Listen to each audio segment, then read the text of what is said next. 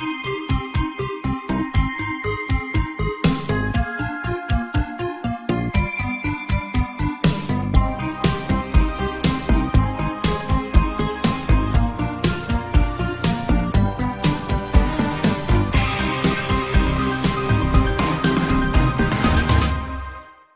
2. The back of my neck feels all hot and boggy when I wake up. I hate that. The air conditioner in this motel room makes a lot of noise, but it's just a big show. I close my eyes and hope sleep takes me away somewhere dark and cool, but it doesn't. Reality persists. I have been tapering off booze for the past few days. It's amazing how timid and jittery I become when the alcohol is oozing its way out of me. I haven't even worked up the nerve to call the motel manager and complain about the air conditioning. To think, I lived for years in this helpless, reclusive state. What a fucking waste. The whole time, though the alcohol was giving me courage when it was stealing it from me. I can't drink anymore. I need courage. I'm down to my last $200. I could call good ol' mom and dad and ask them for some help. But what kind of conversation would that be? Why am I broke? Well, I took some time off work so I could write a book. About what? Oh, you know, tripping acid, Nazis, finger blasting, cats. No, I'm not going to call ol' mom and dad. I'm not going back to the sober house either. I'm going to get some answers. I'm going to call Shawn. Shawn shows up at the motel right after he gets off of work. I'm surprised because we had gotten into a lot of little arguments towards the end, and I left on pretty bad terms with him. I'm standing in the parking lot when his black truck pulls up, and my paranoia starts to flare. Maybe he saw the story online and was outraged. Maybe he's been looking for me. He strides up to me and gives me a quick hug, patting me stiffly on the back. He steps back and squints at the dingy face of the motel. I know this fucking motel, he says quietly. Come on, man. Let's get your stuff. Get my stuff. You said you're sober, right? I already talked to the house manager. He'll take you back. We got a bed, he says. I'm not going back to the house. I asked you to come here because I want to know where that warehouse is. The one downtown. Shawn turns and looks me in the eye. Why you wanna know about that? I tell him the story. I tell him about Mother Horseeyes, the Nazis, the CIA, the LSD, the experiments, most of the stuff that I've told you. I leave out some parts, like the fact that he is in the story. That we are in the story. That all of this in the story right now. He listens to me, but his face darkens. Maybe he thinks I'm crazy or high or full of evil spirits. Listen to me, I say, working myself up to deliver my big speech. I have lived things which are impossible. Which could not have happened. So have you. Those tunnels, those cages, the bones, none of it should exist. But you saw it. I've seen things too. We have to find out what it is. I lived with that monster for a whole summer. I know she's down there. And I want to find her. Shawn narrows his eyes as he stares at me. What's down there is the devil, Nick. If you go down there, you won't come back. I want to see her. I want to know. Please, I say to him, my voice breaking. I just want to know why I'm so fucked up. You're fucked up because you drink all day. And you got character defects. Like me. And everybody else. That's it. Don't you want to know what's going on down there? You're not curious? No. It doesn't eat at you? You don't need any answers. He shakes his head. God doesn't promise answers. God gave us all the answers we need in the Bible. That's all we get. I don't ask him what's going to happen in the future. I don't do horoscopes. I don't practice witchcraft. God's not going to come down and give me the answers to everything. All he wants from me is obedience. Oh, Come on. So we shouldn't try to figure things out? We shouldn't ask questions? That's just some anti-intellectual, anti-science bullshit. When we were roommates and got into disagreements, he would start quoting the Bible at me, and I would start picking at him with snide intellectual arguments, using as many big words as I could. We're falling back into the same dynamic. Anti-science, he says. Shit, I'm not saying don't be a scientist. I'm saying don't go into a tunnel with fucking bones on the walls, man. I find myself laughing at this. He smiles with me. For real though, man. It's dangerous, he says, the smile fading. I look out across the crumbling parking lot. Long evening shadows are drawn across the asphalt. Man, I don't know. I just feel like if I could figure out what happened during that summer, then maybe I wouldn't be so fucked up. I've obsessed about this shit for 25 years or so, and now there's a chance to get some answers. Just let it go. No. No, there has to be an ending. There has to be some kind of payoff. Moses and the people wandered the desert for 40 years looking for the promised land. One day the Lord took him up to a mountaintop and showed him all the promised land, and Moses died right there, without ever setting his foot in the land. Do you know what kind of Lord does that? A messed up one, I muttered. The Lord knows that we are generations. Man is of few days. Generations might pass before we get any answers. For the last 10 years, I've been living like the world might end any day, but I'm not doing that anymore. I have to remember that we know neither the day nor the hour wherein the Son of Man cometh. That's why I'm going back to school and all that. I nod. Through the course of our little debates, I had told him many times that the world wasn't going to end anytime soon. The world was going to go on and on like it always did, in a fucked up and confused state. Maybe some of it rubbed off on him. Maybe some of it should be rubbing off on me now. I need answers, I told him. I've tried just accepting the mystery and whatever, but at this point I just need to know why I'm all fucked up, why I can't stop drinking, why I can't be normal. Man, I could tell you where the warehouse is. But what are you going to do when you go down there? What are you going to do when you meet the devil? I haven't told him that part of the story. It's a part that I'm not sure I really believe myself. I think I have been given reason to believe that whatever is down there, I can destroy it. Mother has put a nail in my brain. The nail stays still. Everything else moves. Last year me and my family took a trip to California. My dad got to drive on the Pacific Coast Highway. He really loves cars and it was his dream to drive on that highway since he was little boy like me. But he didn't get to drive on it much because I got really car sick. We kept having to stop and then we just went home. My dad didn't say anything on the way home. Why did mom and dad leave me behind? What is because of stuff like that? Because I'm too much of a baby? I feel like I'm car sick now. The medicine makes everything look like it has colored shadows.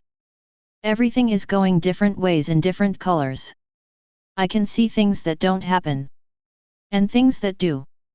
Things that try to happen but don't get to. It's too confusing.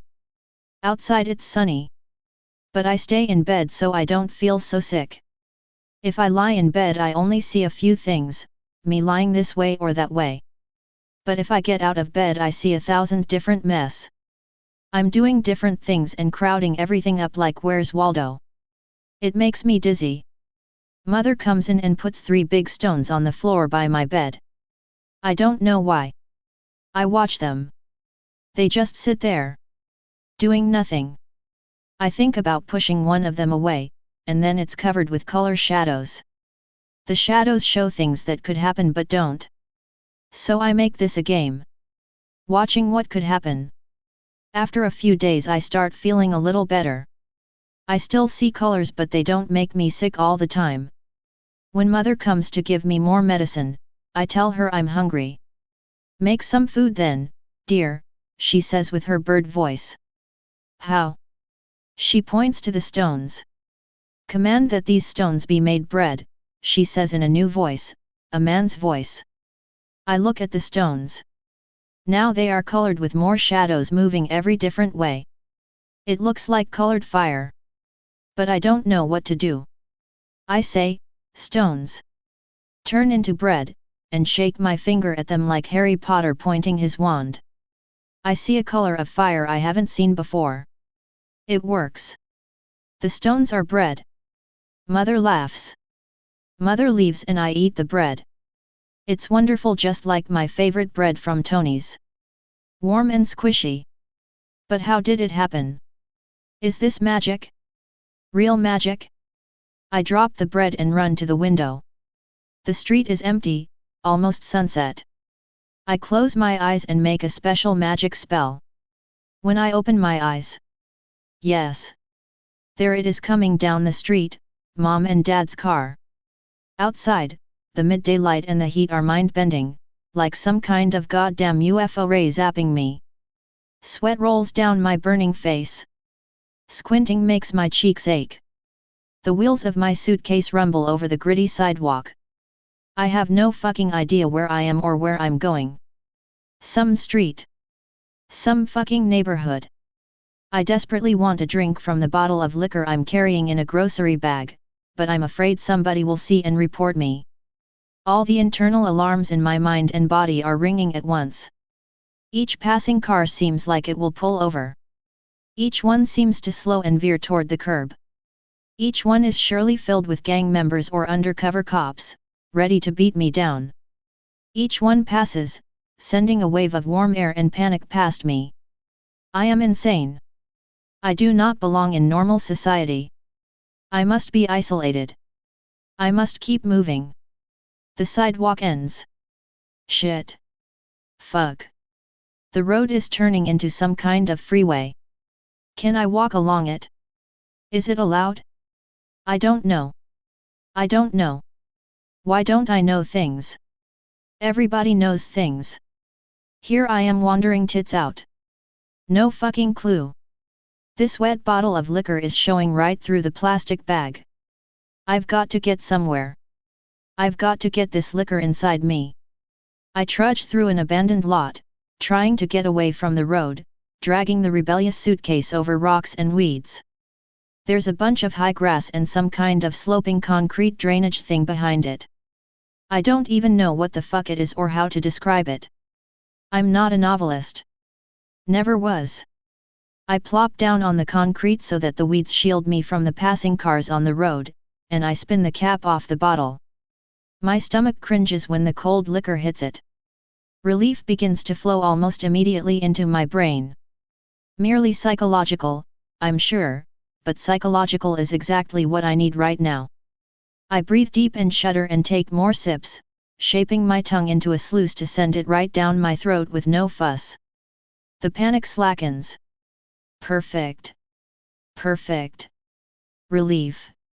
All the nightmarish feelings are still inside me, but now there is just a bit of distance between me and them. They are at bay. Pretty soon I've taken down a quarter of the bottle. Wow. Fuck. Look at me. Just a few days out of the sober house and I'm literally lying in the ditch with a bottle of liquor. At least it's a concrete, man-made ditch. No déclassé dirt ditches for me. I snicker at the thought. My panic of just moments ago seems ridiculous. Underneath it, though, the awful horror is still there. I know my snickering is just an empty little show of bravery. What to do now? Usually, at this point, I would do forensics. We have to find out what happened over the past few days.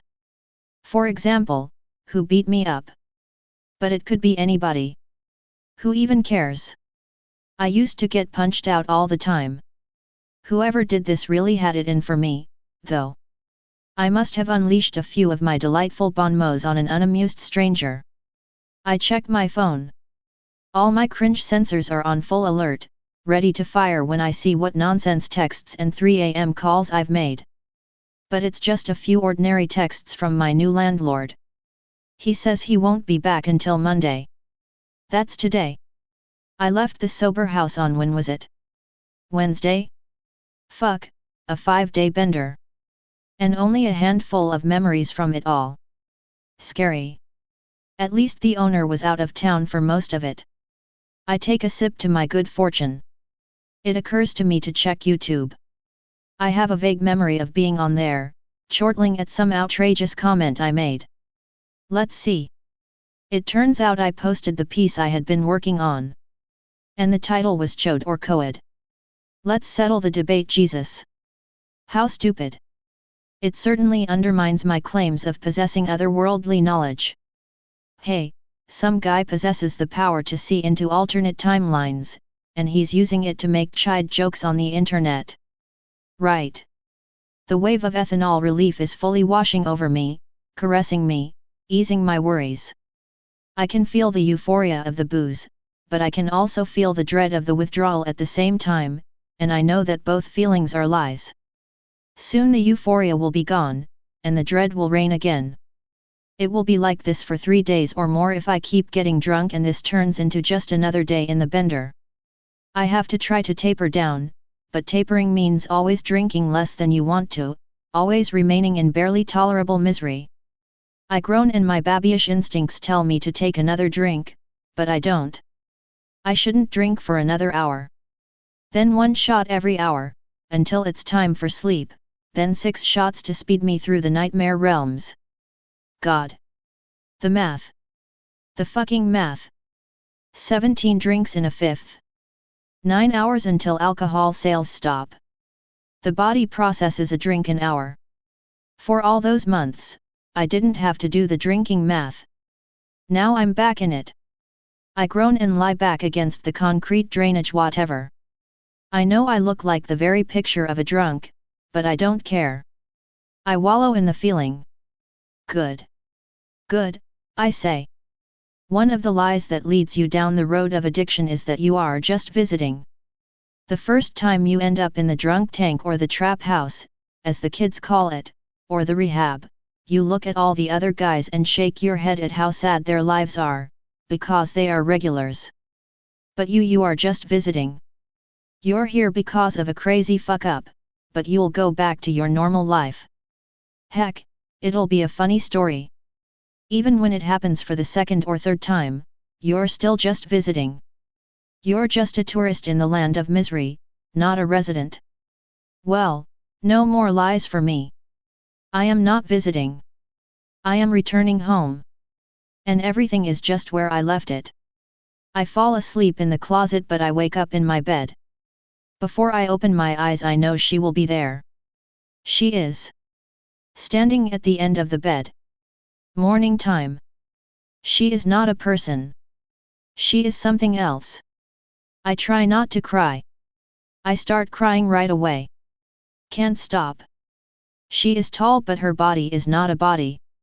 It is just a pile of things. It's covered in a long shiny robe. Shiny from a million blue gold flies crawling on her.